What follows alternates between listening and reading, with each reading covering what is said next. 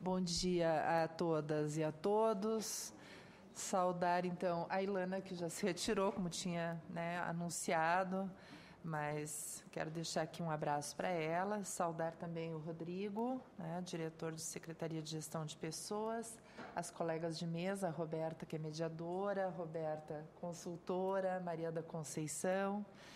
Quero saudar também a Terezinha, que coordena o programa Proequidade aqui no Senado, o Senado que já participa na a segunda edição que o Senado está participando, participou na 4ª edição do programa, recebeu o selo, e está participando novamente agora na 5ª edição.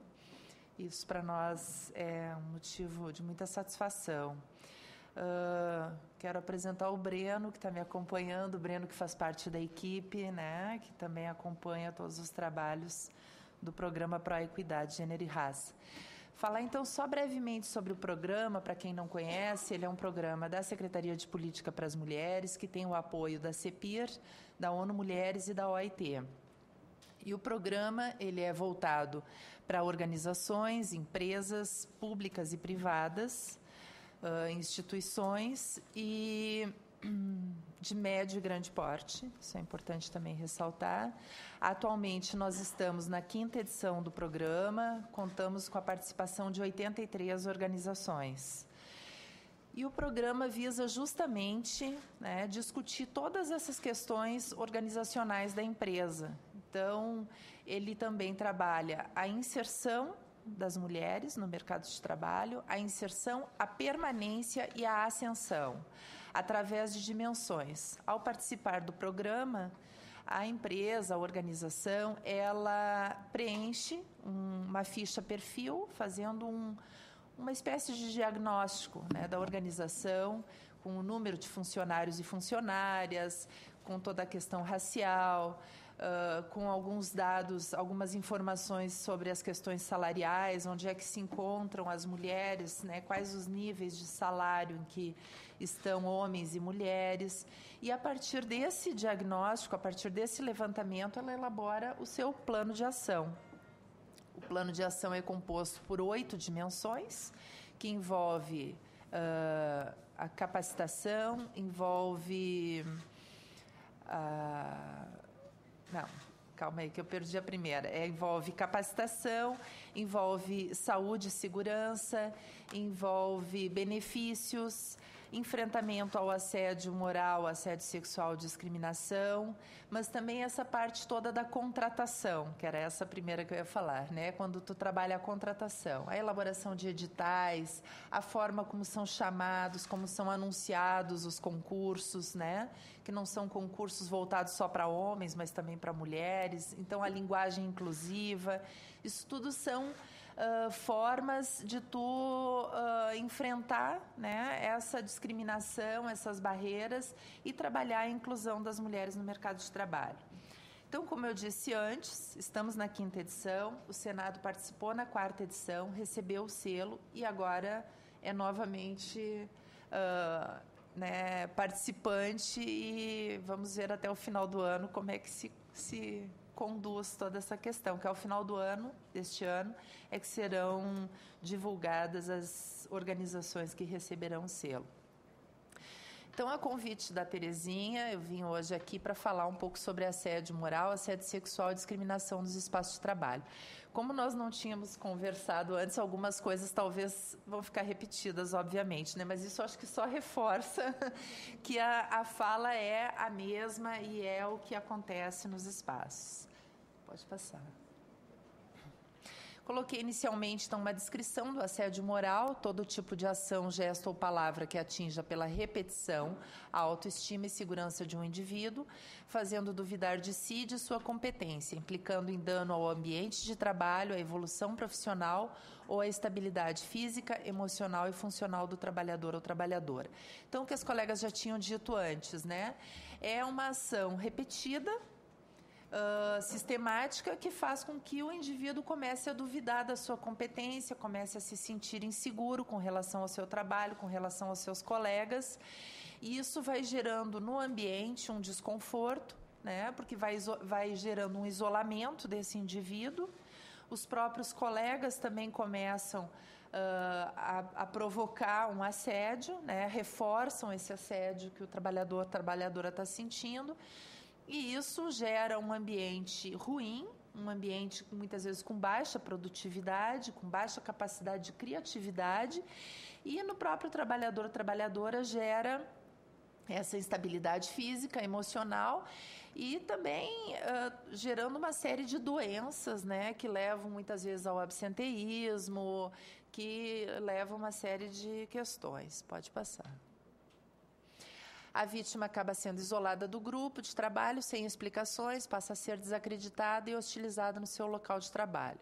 Com medo do desemprego e de serem assediados igualmente, os colegas terminam sendo coniventes com a conduta do assediador. Então, é uma coisa meio inconsciente, né? Vendo aquela situação de que o colega está sendo, né, eliminado, deixado de lado, não está sendo chamado para as reuniões, acaba que os outros colegas também não sabem muitas vezes como agir e inconscientemente acabam fortalecendo esse assédio. Exemplos. Marca tarefa com prazos impossíveis de serem executados para justificar que o servidor, a servidora não tem competência. Opa, essa pegou. Desviar a função ou retirar o material necessário à execução da tarefa, impedindo a sua execução. Sonegar informações necessárias à elaboração do trabalho, criticar com persistência e sem motivo. Então, né, mas já deu para sentir que se identifica essas questões. Aquela coisa de dar um prazo que é humanamente impossível da pessoa executar uma tarefa, não dá subsídios para onde é que a pessoa vai conseguir as informações, não fornece também, muitas vezes, instrumentos, né? Pede coisas que a pessoa não tem acesso à internet, então não vai conseguir fazer uma pesquisa, não tem acesso a um carro, então não vai conseguir sair, se deslocar para ver onde é que está o material necessário. Então, são as dificuldades que causa, né, mas já com uma intenção de provocar um desgaste nesse trabalhador, nessa trabalhadora, para dizer que ele não tem competência, para dizer que não sabe fazer as tarefas, né? Então, isso pode passar. Troca de turno de trabalho sem aviso prévio. Ignorar ou excluir um trabalhador ou trabalhadora só se dirigindo a ele através dos seus colegas. Então, não passa as tarefas diretamente, não fala, deixa só recado, né? Fala através de outros. Usar da instabilidade emocional deste trabalhador ou trabalhadora para transferir as tarefas de sua responsabilidade para o seu colega, deixando assim esse indivíduo ocioso. Então, vejam que é uma coisa que vem, né, ao longo do tempo. Quer dizer, primeiro faz aquela coisa de não dar o tempo suficiente, né, não dar as condições para que execute a tarefa, e depois começa a dizer assim, não tem condições, porque não tem estabilidade, não consegue executar, olha tudo que eu já solicitei e não realizou. Então, começa, né, a reforçar como se aquela pessoa não tivesse a competência necessária. Pode passar. Impõe à equipe a autoridade de chefia para aumentar a produtividade. Aqui a gente está falando do assédio quando é um assédio com hierarquia, né? Mas ele também pode acontecer entre os colegas. A questão de limitação de uso ao banheiro, alegando atingir as metas, né? Começa a dizer assim, gente, vamos, né? Tá perdendo muito tempo, tá, né, saindo para fumar muito, então por isso que não consegue executar as tarefas, vai muito ao banheiro, tá toda hora no banheiro. Então, começa a desmoralizar publicamente a pessoa, né, para que os colegas passem a acreditar que realmente a pessoa não tem competência. Bom, isso também traz consequências para a empresa, né? Isso não é um fato isolado, não é só o trabalhador ou a trabalhadora que sofre, né? Aqui claro que o nosso foco principal é o trabalhador e trabalhadora, mas só para dizer que a empresa também sofre consequências. Então, por isso que é importante ela se dar conta, né, de que isso acontece no seu ambiente. Então, a queda da produtividade e qualidade, a imagem negativa da empresa. Aqui está colocado empresa, mas entenda-se, né, empresa, instituição, organização, né? A imagem negativa perante os consumidores e o mercado de trabalho, porque passa aquela imagem de que lá é um espaço machista, conservador, patriarcal, né? É um ambiente que não favorece a inserção das mulheres, é um ambiente que não promove a equidade de gênero. Então, a instituição começa a ficar com essa marca, com esse rótulo, né? Além das doenças profissionais e até mesmo acidentes de trabalho, porque o funcionário já está desestabilizado, né? Está com uma série já de dificuldades e muitas vezes gera acidente no ambiente de trabalho, quando é mais com maquinário, né? Não é exatamente o caso aqui do Senado, mas a gente também coloca porque é de um modo geral. E a questão das doenças profissionais, porque acaba tendo esse alto índice de absenteísmo, né? Muito atestado, muitas faltas, e tudo isso vai gerando um acúmulo. Bom, isso também vai gerando a troca constante de empregados e empregadas, ocasionando despesas com rescisões, seleção e treinamento de pessoal, aumento de ações trabalhistas, inclusive com pedidos de reparação por danos morais, alteração na qualidade de serviço, produto e baixo índice de criatividade. Então, para a empresa, para a organização, essa questão do assédio, ela deve ser encarada de forma muito forte, porque além de prejudicar, né, os indivíduos, os funcionários, as funcionárias, ela também traz consequência para a sua empresa, para a sua organização. Então, é um conjunto de ações que tem que ser solucionadas. Aqui a gente colocou uma lei, que é a Lei 11, eu espero que esteja correta essa lei. Estou num espaço que não me permite muito errar, né? Mas é uma lei que fica vedada a concessão e renovação de quaisquer empréstimos ou financiamentos pelo BNDES a empresas da iniciativa privada cujos dirigentes sejam condenados por assédio moral ou sexual, racismo, trabalho infantil, trabalho escravo ou crime contra o meio ambiente. Aqui mais para ilustrar que realmente as empresas, né, aqui no caso principalmente as empresas privadas, podem sim ter outras consequências também financeiras, né, quando identificado os crimes de assédio. Pode passar. O assédio sexual, constrangimento por meio de cantadas e insinuações constantes, com o objetivo de obter vantagens ou favorecimento sexual. A atitude pode ser direta ou sutil, falada ou apenas insinuada, escrita ou explicitada em gestos. Pode vir em forma de coação, quando promete promoção em troca de vantagens ou favorecimento sexual. Aquela piadinha, aquela brincadeira, mas que ela é sistemática, né? Sempre fazendo referência à roupa que está vestindo, a dizer que tem que, né, encurtar a saia, né? Aqui tem um padrão, aqui tem uma medida, aqui tem não sei o que, né? Aquela brincadeira que ela deixa de ser uma brincadeira e passa a ser um assédio, né? Existem, inclusive, aquelas expressões, assim, quanto mais curta a saia, maior a probabilidade de ascender profissionalmente. Então, é uma brincadeira de péssimo gosto, que nós não consideramos uma brincadeira, e que isso tem que ser encarado como uma forma de assédio quando ela fica, né, sistematicamente sendo falada, fica sendo repetida. Pode passar. Aqui a gente também colocou uma lei, que é a Lei 10.224, que introduziu no Código Penal a tipificação do crime de assédio sexual, pena prevista de detenção de 1 a 2 anos. Essa pressão, que é o assédio sexual, ela tem componentes de extrema violência moral, coloca a vítima em situações vexatórias, provoca insegurança profissional pelo medo da perda do emprego, transferência para setor indesejado e supressão de direitos. Essa questão, principalmente quando falado sobre a roupa, sobre o corte do cabelo, isso fica melhor, assim eu gostei, assim estimula a equipe, assim não sei o quê, vai causando todo aquele mal-estar que a gente já falou antes, da mesma forma que o assédio moral, que a pessoa vai se sentindo insegura com relação a si mesma, né? Então, bom, eu não posso usar aquela roupa que eu gosto, eu não posso usar um degote, porque vão achar que eu estou me insinuando, porque vão achar que eu estou aceitando a cantada, essa brincadeira, e aí vai causando, né, um problema também de saúde na pessoa, de instabilidade, de não conseguir, né, ser ela mesma, né? Pode passar, vamos acelerar aqui. O ambiente de trabalho, em geral, é mais perverso para as mulheres, e ainda mais com as mulheres negras. Isso até já foi falado pelas colegas.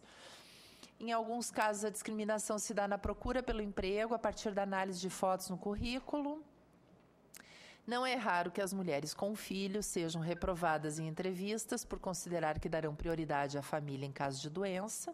Isso também é um tema muito interessante que é discutido dentro do programa, que também tem uma parte que fala, que é sobre a divisão sexual das tarefas, né? O compartilhamento dos cuidados e das tarefas domésticas para que homens e mulheres sejam responsáveis pelo cuidado com os filhos e as filhas e pelas tarefas domésticas. E aqui também abrir um espaço, porque quando fala de cuidado com filhos e filhas, também tem o cuidado com os pais, e aí são os pais tanto da mulher quanto os pais do homem, né? Porque muitas vezes a mulher é que abre mão do trabalho para cuidar, às vezes, do sogro, da sogra, do pai e da mãe, e acaba, então, muitas vezes abandonando o trabalho por conta disso. As mulheres são mais facilmente demitidas, porque também nessa sociedade, né, configurada, que é machista, patriarcal, ela também coloca o homem como sendo o chefe da família, o que a gente já pode ver que hoje não é bem assim, né? Mas coloca aquela coisa que se tiver que demitir um homem ou uma mulher, diz assim, não, mas ele precisa sustentar a família. E muitas vezes isso não é verdade. Às vezes tu está demitindo um homem que é solteiro, está demitindo uma mulher que é mãe, que tem vários filhos, que tem várias pessoas dependendo dela, e permanecendo um homem que é solteiro, né? Então, essa forma de análise não é a correta, né? Cursos de aperfeiçoamento, quando são cargos de ascensão, são direcionados preferencialmente aos homens, horários que dificultam a participação da mulher, afastamento, muitas vezes tem viagens e aí não tem aviso prévio, isso dificulta a participação das mulheres. Discriminação em relação à orientação sexual também acontece com frequência, piadinhas, comentários e isolamentos, já foi falado. Um assédio moral ou um processo de discriminação pode ser precedido de uma negativa ao assédio sexual, isso também foi falado, acho que pela Roberta, né, que falou dessa questão que muitas vezes a pessoa sofreu um assédio sexual, se recusou, não aceitou nenhuma das cantadas, não aceitou o convite para sair, não aceitou nenhuma das piadinhas, inclusive falou, né, num tom mais assim, olha, isso é um assédio, vou te denunciar, aí ela passa a sofrer um assédio moral, né? Isso é muito comum, infelizmente. Pode passar. Ações preventivas da empresa. Então, como a gente já falou que, né, a empresa tem danos, a organização, a instituição, ela tem danos, eles serão maiores quando não houver mecanismos institucionalizados para o enfrentamento das denúncias e principalmente quando houver tolerância com as práticas. Então, espaços assim como este de hoje, fazendo o debate com funcionários e funcionárias. É importante também que a direção participe dessas atividades ou que se faça uma atividade voltada para o corpo diretivo, porque isso tem que ser debatido em todos os níveis da organização, né? Não é só uma questão de conscientizar os trabalhadores, os funcionários e funcionárias sobre o assédio e não conscientizar a direção, né, da organização. Então, através de cartilhas, através da intranet, através do debate, de oficinas, tudo isso são ações preventivas para a empresa. Pode passar. Estabelecer diálogo com os métodos da organização de trabalho com as gestoras e trabalhadores, realizar seminários. Já falei sobre isso. Me antecipei, pode passar. Criação de um código de ética que proíba todas as formas de discriminação de assédio moral e sexual, criar um canal de ouvidoria que seja amplamente divulgado com orientações para o seu acesso. Também não adianta eu criar um canal de ouvidoria que ninguém saiba como acessar, né? Quando se cria um canal de ouvidoria na organização, na empresa, ele tem que ser amplamente divulgado. E a pessoa tem que ter confiança de que vai fazer a denúncia, de que ela vai ser, vamos dizer assim, protegida por meio do sigilo, né? Que a sua história não vai vazar, não vai ser divulgada nas páginas do jornal, né? Bom, o que a pessoa assediada pode fazer? Romper o silêncio, contar aos colegas o que está acontecendo. Claro que aqui ela vai ter que usar da sensibilidade para identificar as possíveis testemunhas, né? Ela também tem que ter um cuidado, porque no momento que ela começa a falar, ela também pode ser denunciada como difamando, né, a pessoa que está assediando. Então, não é sair contando para todo mundo no corredor, ela tem que escolher alguns colegas que possam identificar que realmente o que está acontecendo é um assédio, que se disponham a testemunhar. Muitas vezes relatar o acontecido ao sindicato é importante, quando não tem um mecanismo. Pois é, quando não, ela está dizendo que não tem. Quando não tem um mecanismo de denúncia. É importante que a pessoa também faça uma espécie de diário, né? Quando ela começa a identificar que ela está sofrendo um assédio, que isso também é uma prova. No dia tal aconteceu tal situação, né? No dia tal aconteceu tal situação. Então, com isso, ela vai, na hora de fazer um depoimento, não fica aquela coisa vaga. Ah, no mês passado... Documentando. Isso, documentando, né? Senão vai ficar aquela coisa assim, ah, não, porque um dia me falou tal coisa, porque, né, no mês passado fez dessa maneira. Então, que ela faça um pequeno registro para ela, para ter uma garantia de documentação. Pode passar. A conclusão: combater a discriminação, assédio moral e assédio sexual nos espaços de trabalho é uma luta de todas e todos que desejam um ambiente de trabalho saudável e é parte integrante da luta pela igualdade de direitos e oportunidade entre mulheres e homens. Muito obrigada.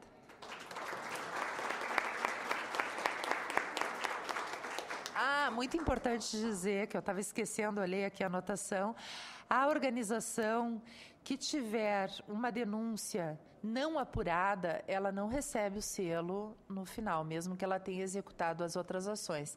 No caso de uma denúncia que teve apuração, que teve, né, enfim, um desfecho, ela pode até receber o selo, né, porque ela teve a denúncia apurada. Agora, se tiver uma denúncia que não foi apurada, a organização não recebe o selo, tá? O selo Pró-Equidade. É isso. Obrigada, Obrigada. Simone. Obrigada.